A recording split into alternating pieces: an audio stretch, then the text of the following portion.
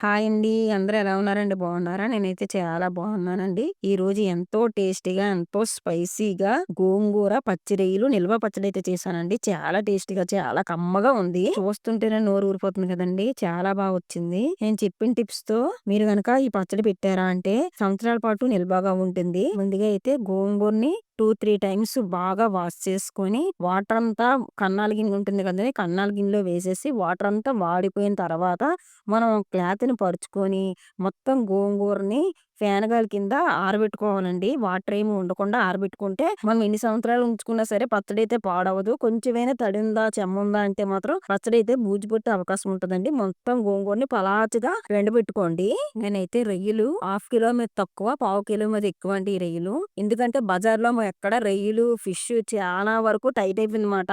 వెంటనే వచ్చినెంబటనే అయిపోతున్నాయి. చికెన్ ఏమో తినట్లేదు కదండీ! రొయ్యలు ఎంబటెంబటనే అయిపోయాయన్నమాట. ఇవి మా ఏట్లో పట్టిన రొయ్యలండి. ఫ్రెష్‌గా ఉంటాయన్నమాట. బ్రతికున్న రొయ్యలే నేను తీసుకొచ్చుకున్నాను.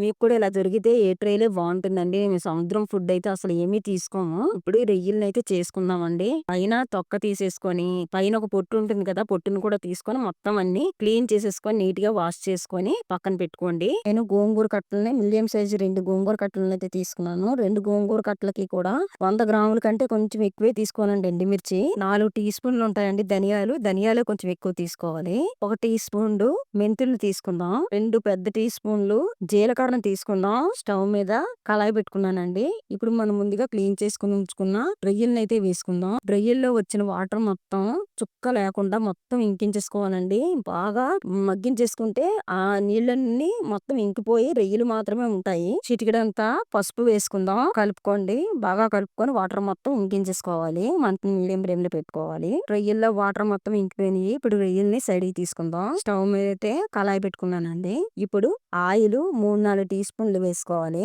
ఆయిల్ బాగా హీట్ అయిన తర్వాత ధనియాలను వేసుకోవాలి. జీలకర్ర వేసుకుందాం. మెంతులు వేసుకుందాము.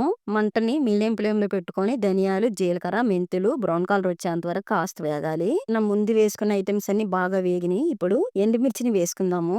ఎండుమిర్చిని వేసుకున్న తర్వాత మంటని మీడియం ఫ్లేమ్‌లో పెట్టుకొని బాగా కాస్త వేగాలండి. కలర్ కాస్త చేంజ్ అయినంత వరకు వేయించుకోవాలి. మరీ బ్లాక్‌గా అయితే మాత్రం వేయించకూడదు. కొంచెం రెడ్‌గా ఉన్నప్పుడు సైడ్‌కి తీసుకోవాలి. మనం వేసుకున్న ఎండుమిర్చి కూడా బాగా వేగిపోయినాయండి. ఇప్పుడు మొత్తం ఐటమ్స్‌ని సైడ్‌కి తీసుకొని చల్లార్చేసుకోండి.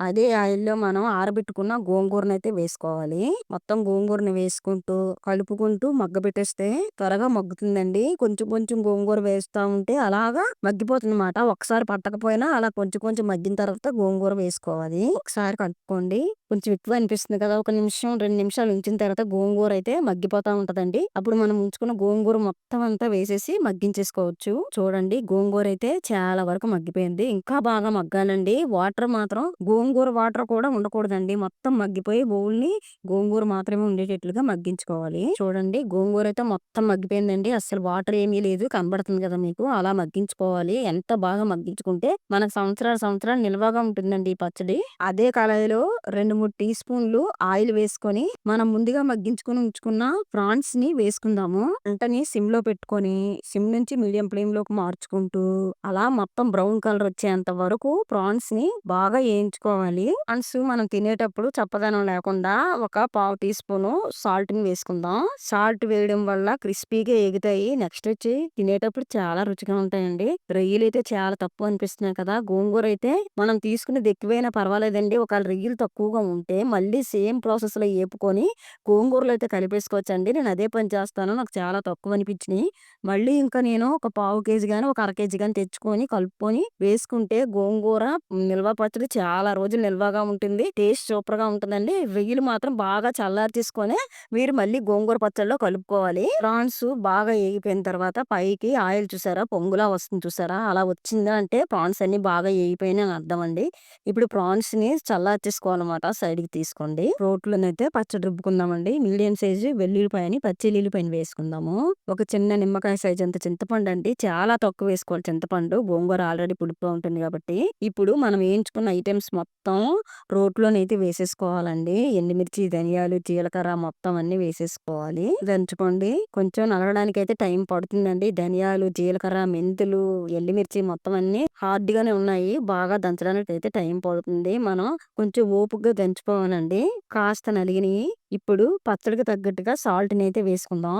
దంచుకోండి. చూడండి మొత్తం అంతా ఐటెమ్స్ దంచుకునేసరికి 1 అవర్ దగ్గర పట్టిందండి. చూడండి ఒకసారి. మరీ బరగ్గా ఉండకూడదు. అలాగని మరీ మెత్తగా నలిపేయకూడదండి. మిక్సీలో వేసామంటే మొత్తం అంతా మెత్తగా అయిపోతుంది. ఎక్కువ మోతాదులో తీసుకున్నామంటే మిక్సీ తప్పితే ఇలా దంచలేము. నేను కొంచెమే తీసుకుంటున్నాను కాబట్టి టేస్ట్ చాలా బాగుంటుందండి. అక్కడక్కడ ధనియాలు తగులుతూ, అక్కడక్కడ చిల్లీ ఫ్లేక్స్ తగులుతూ కలుపుకునేటప్పుడు చాలా టేస్ట్ అనిపిస్తుందన్నమాట. అందుకే నేను రోట్లో దంచుకుంటున్నాను. ఇప్పుడు మనం ముందుగా మగ్గించుకున్న గోంగూరని వేసుకొని ఒక్కసారి అటు ఇటుగా రుబ్బుకోవాలండి. ఆకులు ఆకుల్లాగే ఉండాలి. అస్సలు నలగనివ్వకూడదు. అందుకే మనం కారప్పొడి మొత్తం రోట్లో ఉన్న కారప్పొడి మొత్తం సైడ్‌కి తీసేసుకొని అంటే చుట్టూరు వేసుకొని గోంగూరను వేసుకోవాలి. గోంగూరను వేసుకొని అటు ఇటుగా అంటే ఒక్క నిమిషం, 2 నిమిషాలండి అంతే. అంటే మనము దంచుకుని ఈ కారప్పొడిలో మొత్తం గోంగూర అంతా కలవాలి అంతే. ఆకులు ఆకులుగా ఉంటేనే పచ్చడి మరింత రుచిగా ఉంటుందండి. మొత్తం నలిగిపోయిందంటే అంత టేస్ట్ అనిపించదు. మనం కలుపుకొని తినేటప్పుడైనా, నంచుకోవడానికైనా ఇలా ఉంటేనే బావుంటుందండి.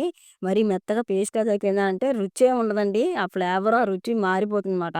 చూడండి మొత్తం చూసారా? ఆకులు ఆకుల్లాగా ఉంది. అలాగే ఉండాలండి. పచ్చడి అసలు నలిగిపోనివ్వకూడదు. మొత్తం కారప్పొడిలో అలా చేత్తోనైనా కలిపేసుకోవచ్చండి.